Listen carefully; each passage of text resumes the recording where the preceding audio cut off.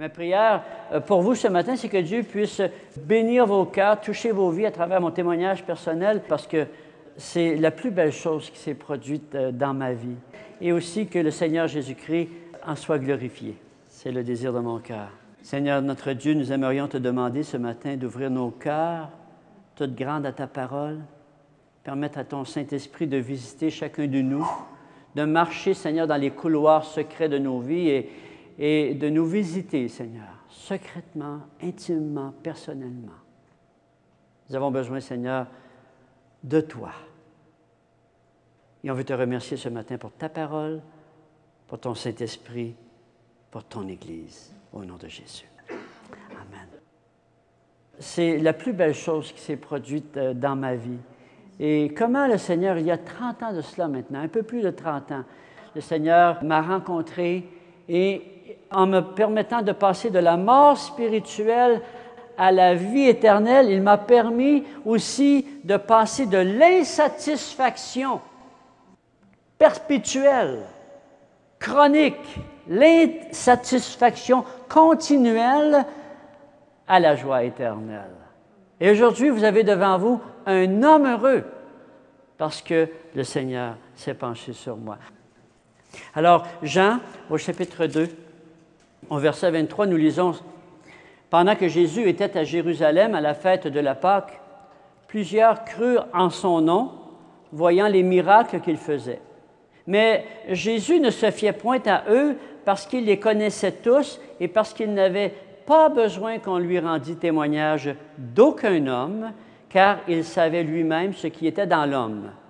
Mais il y eut un homme d'entre les pharisiens, nommé Nicodème, un chef des Juifs, qui vint, lui, auprès de Jésus de nuit et lui dit, « Rabbi, nous savons que tu es un docteur venu de Dieu, car personne ne peut faire ces miracles que tu fais si Dieu n'est avec lui. » Jésus lui répondit, « En vérité, je te le dis, si un homme ne naît de nouveau, il ne peut voir le royaume de Dieu. » Nicodème lui dit, « Comment un homme peut-il naître quand il est vieux? Peut-il rentrer dans le sein de sa mère et naître? » Jésus lui répondit, « En vérité, je te le dis, si un homme ne naît d'eau et d'esprit, il ne peut entrer dans le royaume de Dieu. Ce qui est né de la chair est chair, ce qui est né de l'esprit est esprit. Ne t'étonne pas que je t'ai dit, il faut que vous naissiez de nouveau. » Ne t'étonne pas que je t'ai dit, il faut que vous naissiez de nouveau. Jamais j'aurais pu croire que des paroles puissent avoir un tel impact dans la vie d'une personne. Jamais j'aurais pu croire que des paroles puissent produire un tel effet dans le cœur d'une personne avant que j'entende les paroles suivantes. Paroles tellement puissantes et tellement importantes prononcées par le Seigneur Jésus-Christ à Nicodème qui a dit, « Si un homme ne naît de nouveau, il ne peut voir, ni ne peut entrer dans le royaume de Dieu. » Donc, ne t'étonne pas, Nicodème, que je te dis, il faut que vous naissiez de nouveau. Ces paroles-là ont complètement transformé ma vie. Le jour où je les ai entendues, le Seigneur m'a permis de passer de la mort spirituelle à la vie éternelle le jour où je suis né de nouveau. Et comment ça s'est produit, ça? Bien, premièrement, je suis né en Abitibi, en 1949, dans l'autre siècle avant. Et je suis le troisième enfant d'une famille de 8, 3 garçons et 5 filles, une bonne famille québécoise, traditionnelle, et je peux dire que j'ai vécu une enfance relativement heureuse, sans histoire particulière. Et cette photo-là a été prise, là, c'est juste quelques mois avant ma conversion. J'avais 27 ans à ce moment-là. Et mon père, que vous voyez sur cette photo à l'extrême droite, était un homme qui était dédié à sa famille. Il aimait son épouse et sa famille et il désirait nous offrir le meilleur avenir possible. Alors, il a décidé, lorsque la plupart de ses enfants étaient encore assez jeunes, pour s'adapter dans un nouveau milieu, parce que, comme je vous dis, nous étions alors en Abitibi, il a choisi d'aménager dans la grande région de Montréal pour pouvoir justement nous offrir une grande possibilité de choix de carrière. Et c'est dans ce contexte-là, finalement, que je suis arrivé à Laval. Et à l'âge de 20 ans, j'ai rencontré ma charmante épouse, Vicky, qui, elle, est née en Gaspésie, qui est devenue, c'est toute une rencontre, hein, est devenue la mère de nos enfants.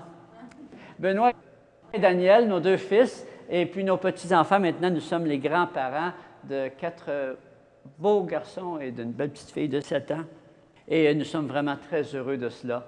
Et Vicky et moi, justement, on a célébré notre 39e anniversaire de mariage au mois de mars, là. Et ça a été 39 belles années. Mais comme je vous ai dit tantôt, je suis le 3e d'une famille de 8 enfants. Et chez nous, la pratique religieuse était, je dirais, à peu près comme, j'imagine, dans la plupart de ces familles à l'époque, là, où la religion était quand même assez présente là, dans les foyers. Mais je me rappelle de 2 choses, précisément, de cette époque-là. C'est que, un, j'aimais ça aller à l'Église. J'aimais beaucoup aller à l'Église. J'étais bien lorsque j'étais à l'Église. J'aimais le sentiment de bien-être que nous éprouvons en entrant dans l'Église. J'ai toujours aimé ça. La deuxième chose que je me rappelle quand j'étais plus jeune, et ça depuis mon plus jeune âge, c'est que j'avais une réputation. J'avais la réputation d'être un bon garçon. Je vous le dis, là, les familles s'achetaient des carrosses dans le quartier pour me promener.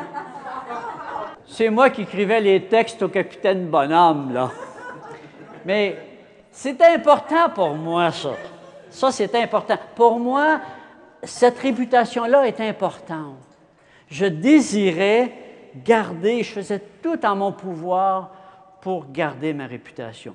Mais honnêtement, je ne peux pas dire vraiment, malgré le fait que j'aimais aller à l'Église, j'étais servant de messe, là, comme la plupart de ceux de mon âge à cette époque-là. Ça donnait 10 cents, hein, servir une messe à ce moment-là. Et il y avait toutes sortes de raisons là, pour aimer l'Église. Mais j'aimais quand même là, y aller. Là. J'aimais ma grande soutane aussi, elle traînait par terre. Mais je ne peux pas dire, par exemple, que je me suis vraiment questionné sur les choses spirituelles ou sur l'au-delà ou sur l'éternité.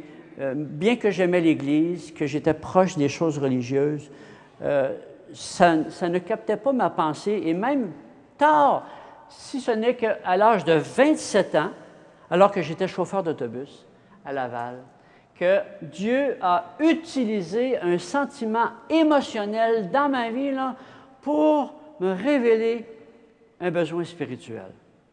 Je dirais même pour me révéler mon besoin spirituel. Parce que, un peu comme Nicodème, que nous avons vu dans l'Évangile de Jean, qui avait un grand besoin d'obtenir des réponses à ces questions existentielles, là, hein? Il vient voir Jésus de nuit, là, mais, hein, le chapitre 3 commence par le « mais ». Jésus savait ce qu'il y avait dans l'homme, mais il y en a un, là, que lui, là, il voulait avoir des réponses. Puis il est allé vers Jésus. Et à l'âge de 27 ans, Dieu a créé en moi ce désir de comprendre ce qui se passe. Parce que, finalement, j'ai réalisé que rien n'arrivait à capter mon intérêt ou garder mon attention à moyen terme. Je passais mon temps à faire toutes sortes de choses. Une passion, j'avais une passion. 2 semaines après, j'en avais une autre.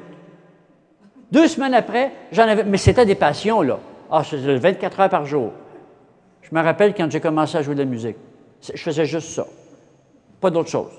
Mais je me promenais d'une passion à une autre, continuellement, jusqu'au jour où, à 27 ans, Dieu a mis le doigt là-dessus. Et là, je me suis questionné à savoir, mais c'est vrai, ça?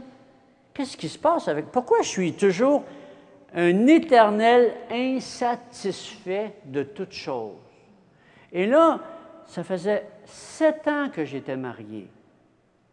On avait 2 petits garçons. J'avais un bon travail. J'étais chauffeur d'autobus, là, je n'avais pas une soutane, j'avais un uniforme.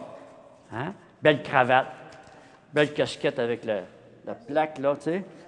Et monsieur, j'étais fier. Mais là, après 7 ans, là, c'était lourd, mon uniforme. J'aimais plus ça, là. Et là, ça m'a vraiment conscientisé cette chose-là. Qu'est-ce qui se passe avec moi? Et là, vous allez voir que Dieu m'a transféré dans mes niveaux de réflexion. Parce que là, j'ai commencé à réfléchir sur le temporel. Qu'est-ce qui se passe avec moi ici, là? Pourquoi est-ce que je ne suis pas satisfait? Là, je regarde autour de moi, je pense à mon enfance. Pourtant, j'ai eu une enfance heureuse. J'avais des bons parents.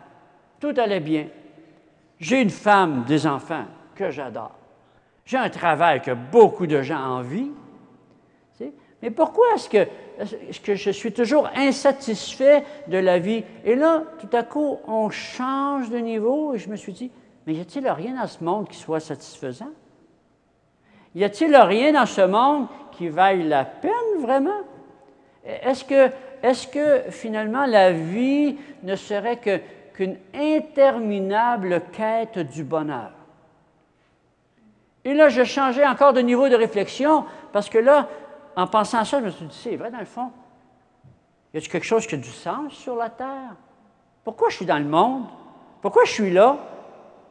À quoi sert mon passage dans ce monde? Et là, bien évidemment, ça nous amène à penser à Dieu. Et Dieu, mais Dieu existe-t-il réellement? Voyez-vous, le Seigneur était en train de me faire un cheminement dans ma vie et il avait commencé par un sentiment émotionnel.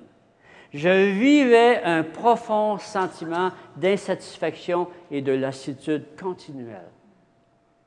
Mais un jour, je conduisais l'autobus, j'étais dans le bout de Sainte-Thérèse, quelque part, et il y a un monsieur qui prend l'autobus, qui a un macaron.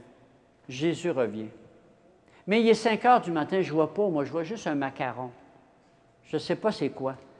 Il descend au métro, à Henri-Bourassa, à Montréal, et lorsque je marche dans l'autobus, parce que des fois les gens ils oublient des sacoches, je trouve un traité sur le banc.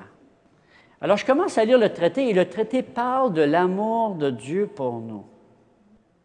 Et quand j'ai commencé à lire le traité qui parle de l'amour de Dieu pour nous, tout à coup, j'ai commencé à me sentir à l'intérieur un bien-être qui me rappelait quand j'entrais dans l'Église et comment je me sentais bien. Et là, tout à coup, je lisais ça et je me sentais bien à nouveau. Et là, j'aimais ça. Alors là, je voulais savoir, mais qui a mis ça là? J'en veux d'autres. Je veux encore lire, je veux encore connaître ça, je suis bien, j'en veux d'autres. Et j'avais juste un traité. Alors, j'ai surveillé jour après jour dans l'autobus, jusqu'au jour où je remarque sur son macaron Jésus, le mot Jésus. J'attends, et lorsque rendu au terminus, il vient pour descendre, je lui montre le traité, parce que là, je savais où il s'était assis, et j'avais vu que c'était là que je ramassais les traités. Je lui montre le traité, je dis, « Monsieur, est-ce que c'est vous qui mettez ça dans l'autobus? » Là, le monsieur dit, oui, oui. J'ai dit, là, monsieur, là, quand vous en aurez d'autres, là, des affaires comme ça, là, peut-être qu'il se dit en lui-même, il va me dire, mettez-en plus. Je veux que vous m'en donniez à moi. J'ai dit, je ne veux pas que vous sortiez de l'autobus sans m'oublier. Et aujourd'hui, chaque fois qu'il me voit, il bénit le ciel. Et ça a commencé par un petit traité que ce monsieur-là a laissé dans l'autobus. Et là, il m'en a donné d'autres. Il m'en a donné d'autres. Et c'est resté comme ça. Et j'ai continué à lire ces traités. Et en lisant ces traités-là, parce que le monsieur, vraiment, je ne pouvais pas parler avec lui. Il descendait, il allait travailler. Mais en lisant ces traités-là, j'étais assis dans l'autobus en attendant mon prochain voyage. Et je me sentais bien juste quand je les lisais. Mais là, j'ai dit, Seigneur, je veux connaître ce sentiment-là, toujours, pas juste quand je lis et là, j'ai crié à Dieu, « Aide-moi, viens à mon secours, Seigneur, je suis malheureux. Je veux, Seigneur, je crois en toi, je veux, je ne sais pas qu'est-ce que je veux, mais je veux. » Croyez-vous que Dieu a entendu ma prière? Croyez-vous que Dieu a répondu au cri de mon cœur? Hein? La parole de Dieu dit que quand un malheureux crie, l'Éternel entend. Et il le sauve de toutes ses détresses. Et c'est ça que le Seigneur a fait. Il a fait ça peu de temps après avoir fait cette prière-là. On partait pour la Gaspésie en vacances et ça faisait des années. Là, ça faisait maintenant 7 ans qu'on allait en vacances, toutes les années en Gaspésie, chez mes beaux-parents. Et en arrivant en Gaspésie, tout à coup, j'ai fait la rencontre d'un jeune homme. Et aujourd'hui, quand je pense, c'est assez spécial comment Dieu travaille. Parce que ce jeune homme-là, il était en vacances, puis une semaine avant moi, donc il terminait le jour où on arrivait à peu près. Toute la semaine, il avait voulu témoigner à quelqu'un. Toute la semaine, il avait voulu parler de Dieu. Il n'était pas capable, c'était fermé partout, c'était fermé. Et là, le soir, il était dans sa chambre à genoux et il était en colère. Et là, il disait à Dieu, « Pourquoi tu m'as emmené ici? Pourquoi je suis venu passer une semaine ici? Ça ne sert à rien. Il n'y a pas moyen de parler de toi. C'est fermé. Personne ne veut rien savoir. Je m'en vais demain, puis c'est tout. » Mais le lendemain, quand il sort, moi, je suis là. Voyez-vous? Et mon beau-frère dit, « Hey, lui là, il dit, il lit la Bible, ce gars-là. » Hey, c'était-tu assez, ça? J'ai dit, « Dis-y qu'il vienne ici. » Pensez-vous qu'il était content, le gars? Et monsieur, hey, il ne s'est pas fait prier, on ne lui a pas demandé 2 fois de rentrer dans la maison. Et vous savez comment est-ce que c'est, hein, les maisons avec les grands portiques, là, puis tout ça, les salariums, puis on s'est assis là, puis là, on a commencé à parler, puis là, on avait des questions, puis on lui posait des questions. Et ce que je trouvais d'extraordinaire, c'est qu'il y avait toujours une réponse, mais c'était jamais « moi, je me dis que ». Ça, cette phrase-là, il n'a jamais dit ça. Hein, comment on entend ça? « Oh, moi, je me dis que ». Moi, je pense que. Oh! Non, lui, c'était toujours, ben bougez pas, là. Voyez-vous, le Seigneur Jésus, il dit, il y avait réponse à tout. Il y avait réponse à tout. Et ce qui est extraordinaire, c'est que dans ces réponses, ça touchait mon cœur. Et ça me faisait du bien. Je buvais ces paroles. Et puis là, tranquillement, chacun s'en allait, mon beau-père, ma belle-mère, mon épouse. Et là, tout à coup, il se tourne vers moi et il me dit, « Tu sais, Maurice, puis là, je ne connais pas, là, on vient de se rencontrer. » Il dit, « Tu sais, Maurice, il dit, même si tu es un bon gars, là, tu ne peux pas aller au ciel à cause de ça. » Maintenant, vous vous rappelez que je vous ai dit qu'il y avait 2 choses, hein, que j'aimais aller à l'Église à cause du sentiment de bien-être, puis l'autre, c'était que j'avais cette réputation-là, puis j'y tenais. C'était très important pour moi. Et là, lui vient de me dire que c'est pas important, que c'est pas à cause de ça que je vais aller au ciel. Là, il m'a complètement désamorcé. Toujours est-il qu'il me dit, même si tu es un bon gars, tu ne peux pas aller au ciel à cause de ça. Là, j'ai dit, mais là, pourquoi tu me dis ça? C'est quoi ça? De quoi tu parles? Je ne comprends rien. Donc, il dit, Maurice, il dit, si tu veux aller au ciel, là, il dit, il y a juste une chose qu'il faut que tu fasses. Il faut que tu naisses de nouveau. Savez-vous ce que je lui ai dit? Aïe, aïe, aïe, aïe. Non, tu sais, naître de nouveau. Explique-moi. Parce que de toute façon, il était tellement sympathique, puis de là jusque-là, il m'avait capté. Et le Seigneur m'avait touché, donc je ne pouvais pas là, laisser tomber ça de même, là. Je voulais comprendre ça, moi. Donc, je lui ai dit, explique-moi ce que tu veux dire. Et là, il m'a expliqué. Il a dit, tu sais, Maurice, encore là, c'est par la parole de Dieu. Il dit, quand même que tu t'efforcerais d'être une bonne personne, là. Il dit, c'est pas ça le problème. Il dit, le problème, il dit, c'est un problème de nature. Il dit, c'est que nous avons besoin de changer de nature à cause de notre condition spirituelle. C'est pas une question que tu es un bon gars ou que tu n'es pas un bon gars, c'est une question de condition spirituelle. Il dit, tu as besoin de changer de condition. Et cette condition-là, c'est la nature qui est en toi. Il dit, tu sais, toutes les fois là, que tu pêches ou que tu fais quelque chose que tu ne voudrais pas faire, bien ça, là, c'est la manifestation de cette nature-là qui est la tienne. La manifestation de la nature pécheresse. Et c'est ça que Dieu appelle le péché.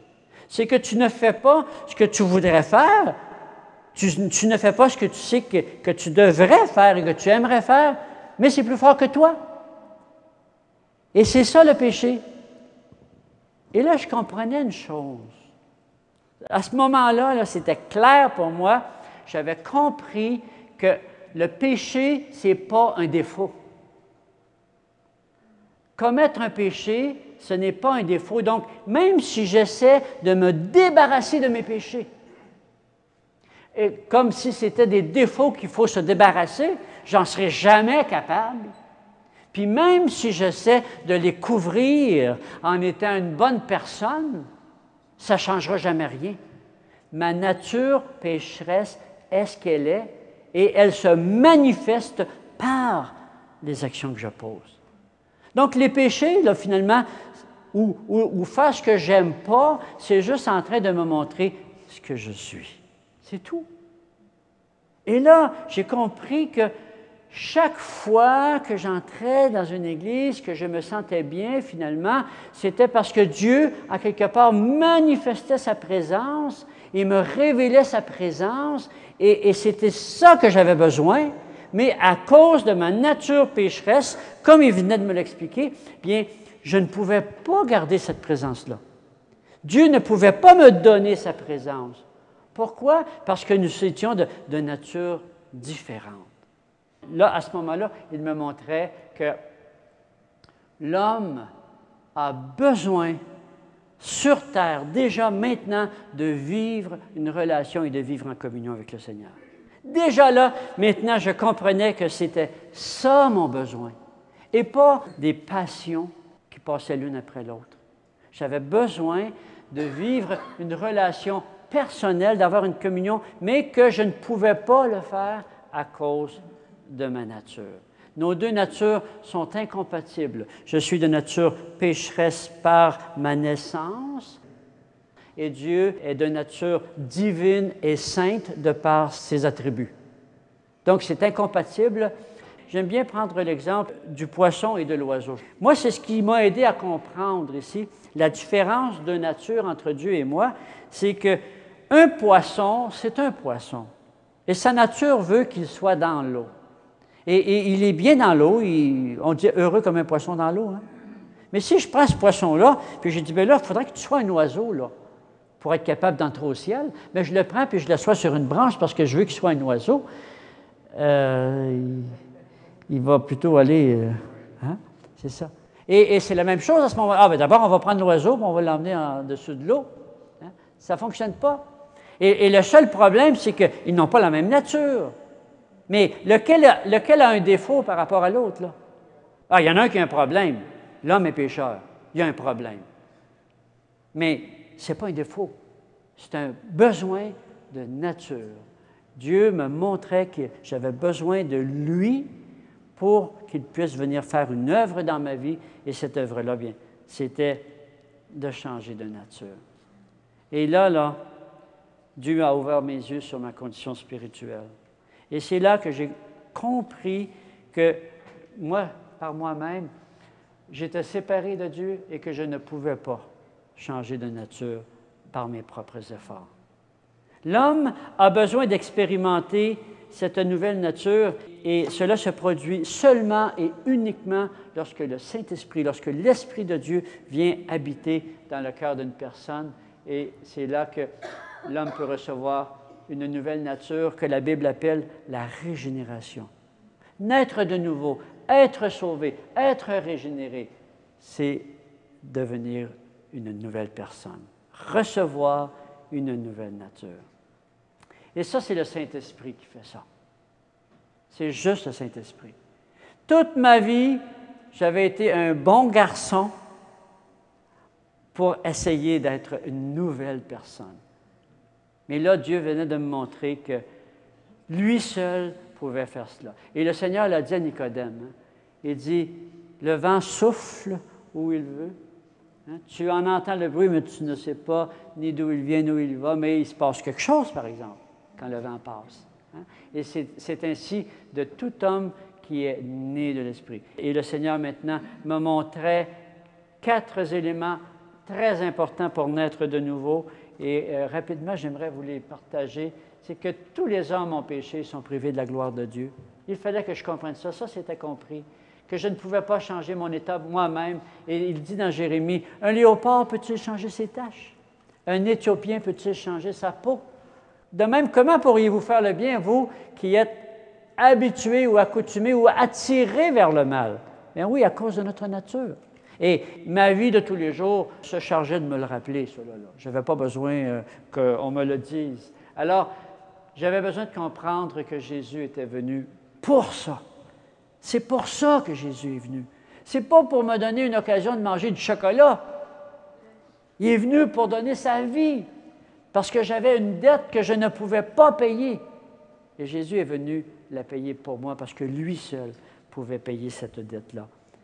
L'apôtre Paul dit qu'il y a un seul Dieu et un seul médiateur entre Dieu et les hommes, c'est Jésus-Christ, homme, qui s'est donné lui-même en rançon. Rançon.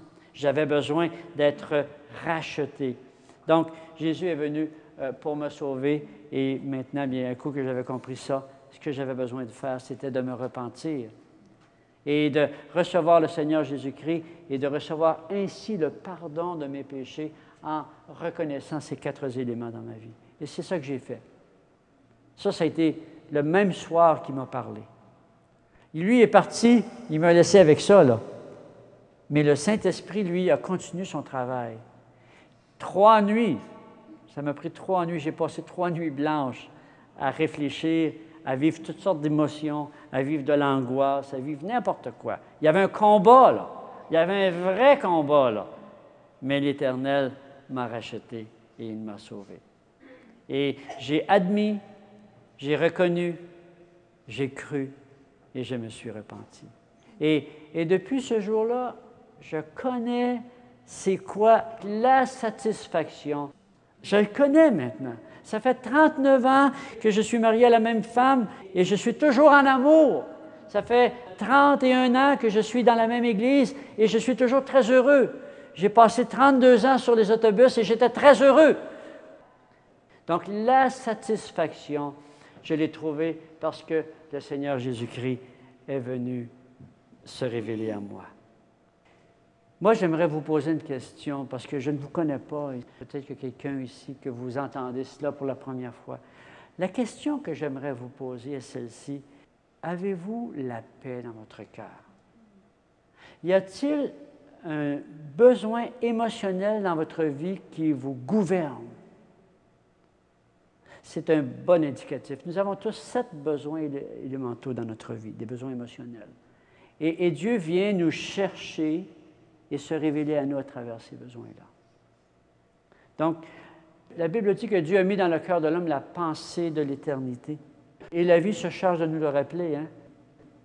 Et chacun de nous, nous devrons un jour nous présenter devant le Seigneur. Et si ce jour-là, c'était aujourd'hui ou demain, et que Dieu te demande, mais pourquoi je te laisserai entrer dans mon ciel? Là? Qu'est-ce que vous pourriez lui répondre, sachant que Jésus a dit, il faut que vous naissiez de nouveau. Moi, ma prière, c'est que si vous ne possédez pas cette assurance, si vous n'avez pas l'assurance de votre salut, si vous ne savez pas où et quand ou si ça vous est arrivé de naître de nouveau, bien, je vous encourage aujourd'hui à le considérer très sérieusement. Mais ne sortez pas de ce lieu sans être capable de répondre « oui » à cette phrase-là. Je suis né de nouveau. Que Dieu vous bénisse vraiment.